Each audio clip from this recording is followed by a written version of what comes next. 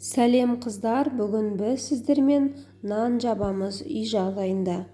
Яғни бізге ең алдымен жылы сүт керек және жылы су керек.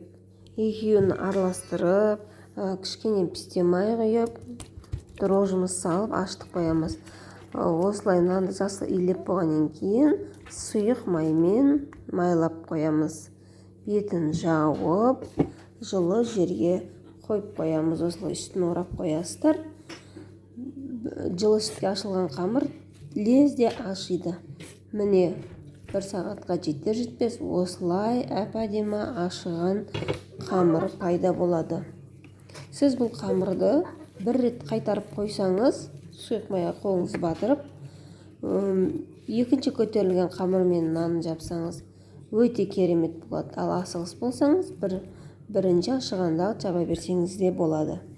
Ал енді ашыған қамырды алып, жаңағы ұнның үстіне тастаймыз. Ұнның үстіне салып, бөліктерге бөлеміз.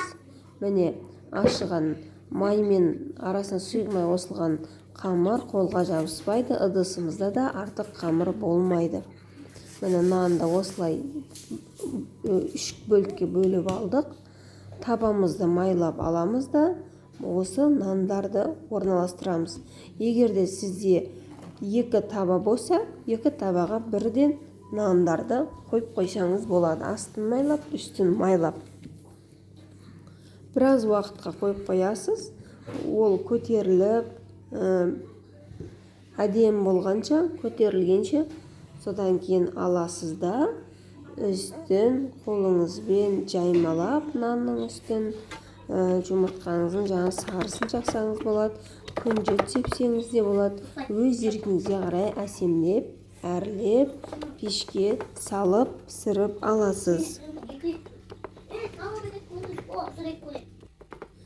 Міне, видеода көріп отырғандарыңыздай, мен күнжетпен әсемдедім. Бірінші тапа нанды пешке салғаннан кейін екіншісіне осылай жасап қоясыздар.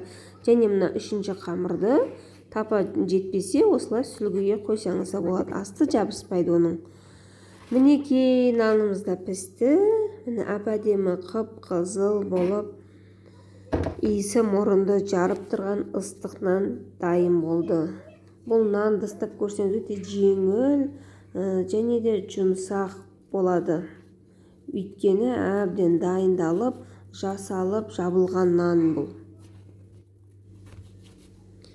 Міне, бүгін сіздермен нан жауып үйрендік.